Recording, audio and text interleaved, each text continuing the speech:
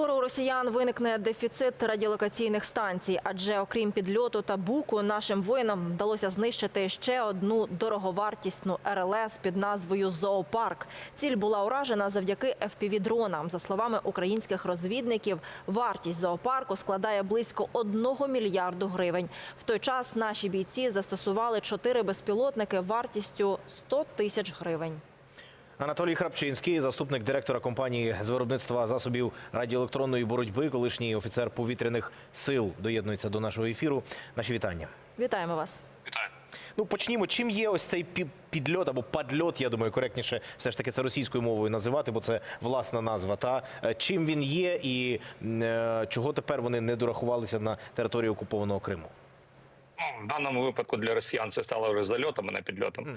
Але давайте почнемо з того, що насправді, якщо ми кажемо про більшість засобів ураження, які використовуємо або ми, або ворог, це головна задача пройти якомога на низьких висотах для того, щоб не бачити, щоб їх ці засоби ураження не бачили класичну систему радіолокації. В даному випадку, якщо ми кажемо про підльот, це система радіолокації, яка передбачала виявлення повітряних сил на малих висотах, тобто виявлення безпілотників, виявлення крилатих ракет.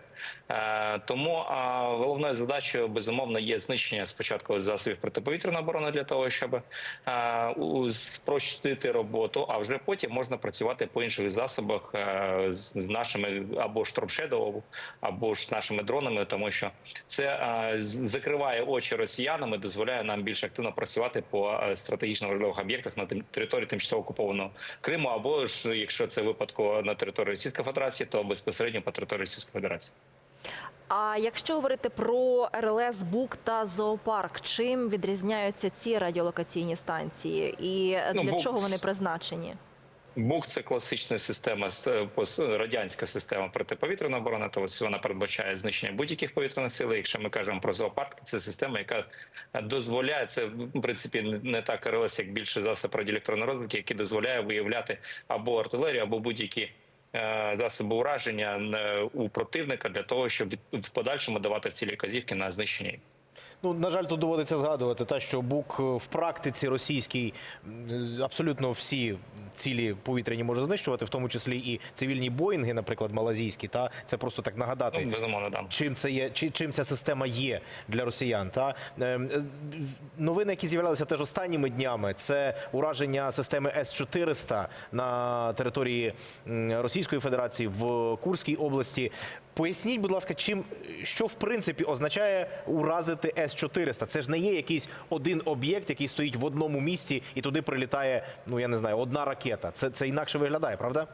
Знову таки, треба зрозуміти, що навіть той самий підльот може бути доєднаний до системи С-400. Тобто ми кажемо про те, що декілька систем радіолокації, командний пункт і пускові установки. Тобто це такий комплекс, який виконує захист окремих об'єктів, в принципі, на великій відстані. Тому, знову таки, тут питання в тому, що знищення його за рахунок засобів ураження, які є в Україні, в принципі, я би зазначив, що цей засіб протиповітряної оборони, в принципі, передбачав би виявлення цих засобів ураження і перехоплення. Але, як бачимо, не відпрацьовує на 100% більшість систем протиповітряної оборони Російської Федерації. І тут слушно було би навести приклад, коли використовується стрілецька зброя для перехоплення наших безпілотників.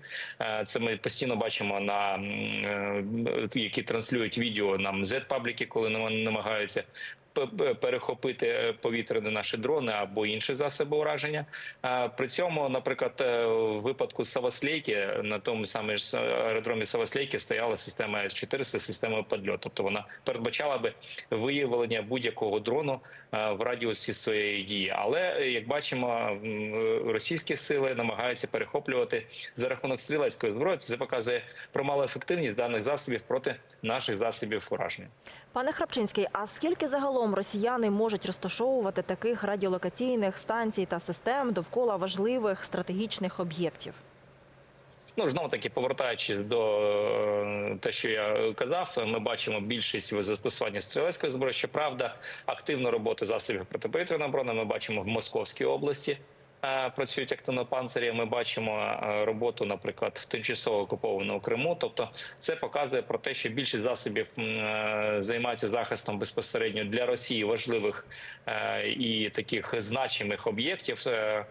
Знов таки, то треба зрозуміти, що на початок повномасштабного вторгнення Росія могла забезпечити лише 40% захисту своїх стратегічних об'єктів сучасними, ну, в лапках, сучасними системами протиповітряної оборони.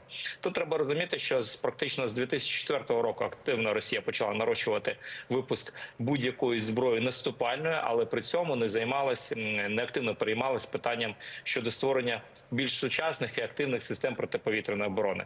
Внаслідок чого вони розраховували використовувати червону кнопку, ядерну загрозу, як основний елемент шантажування і захисту себе у випадку нападу на свою територію. Як бачимо, ці червоні лінії були стерті, і Україна і далі б'є по території Російської Федерації доволі активно і, так би мовити, з гарними результатами.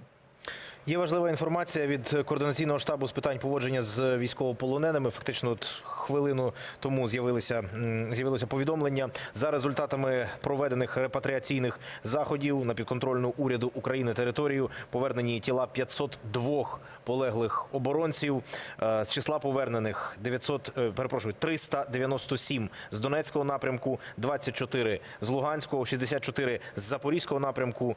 З моргів на території Росії повернено 17 загиблих. В цілому йдеться про тіла 502, ще раз, полеглих захисників України.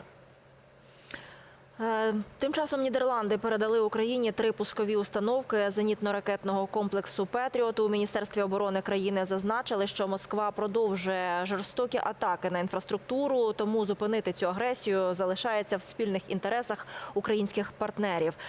Пане Храпчинський, ми бачимо, що наш повітряний щит потихеньку день за днем розширюється. А що з кількістю ракет до «Петріотів»? Чи збільшилося їх виробництво на Заході? Чи матимуть змогу наші партнери постачати нам достатню кількість цих засобів? Ну, з огляду на ту інформацію, яку ми маємо, давайте почнемо з того, що в принципі західні партнери розуміють проблематику, і слушно було би зауважити, що є деякі тенденції щодо збільшення виробничих потужностей ракет для протиповітряної оборони. Це постійно на повісті дня у наших західних партнерів, тому я не бачу поки що якихось суттєвих проблем з цим питанням. Тут треба зрозуміти, що є потреба безпосередньо не тільки в отриманні пускових установок, а й збільшення систем радіолокації для того, щоб більш активно працювати щодо виявлення повітряних цілей і перехоплення. Знов таки, треба зрозуміти, що ворог активно намагається модернізувати ракети. Ми бачимо по останньому масованому обстрілу ворог активно використовував і теплові, і радіоелектронні ловушки для того, щоб зробити неможливим перехоплення за рахунок тих самих розрахунків мобільних груп з ПЗРК, ракет, крилатих ракет. Тому треба казати про збільшення систем таких, як не тільки «Петріот», а «Іріс», «Самті», тобто ці системи, які б могли би створити потужний щит щодо захисту від можливих, від активних ударів з боку території, з боку Російської Федерації. Наскільки просунулася вперед за останній час в цілому технологія для того, щоб визначати і, певно, диверсифікувати ось ці цілі, розуміти, де є дійсно реальна ракета, яка летить, а де є так звана фальш-ціль для того, щоб здезорієнтувати повітряні сили? Знов таки, якщо ми кажемо про фальш-цілі, які робляться за рахунок засобів радіоелектронної боротьби, то тут є певні розуміння. Якщо ми кажемо про фальш-цілі, наприклад, коли Росія використовує навчальні ракети Х-55 для створення імітації прольоту бойової ракети, то тут складно, скажімо, так би мовити, виявити, зрозуміти, чи є там бойова головка, чи немає боєголовки. Тому в даному випадку приходиться відпрацьовувати по всіх цілях, які знаходяться в повітряному просторі. Це в основною і метою було Російської Федерації щодо створення, наприклад, імітаційних дронів на кшталт того ж пародії, де всередині використовується на 3D-друкований куля обгорнута фольгою, тобто створюється імітація прильоту з великого шахеду. І це навантажує сили протиповітряної оборони. На жаль, систем, які б відрізняли, наприклад, чи є наявна вибухова частина в засобі ураження, чи немає, зараз немає. Але є розуміння щодо прольоту цілі, як з якою швидкістю, які параметри. Тобто це все-таки дає нам розуміння щодо, наприклад, імітації з рахунок засобів радіоелектронної боротьби. Ми вам дякуємо за те, що знайшли час за розмову. Для аудиторії нагадаємо, Анатолій Храпчинський щойно з нами наживо, заступник директора компанії з виробництва засобів радіоелектронної боротьби і колишній офіцер повітряних сил.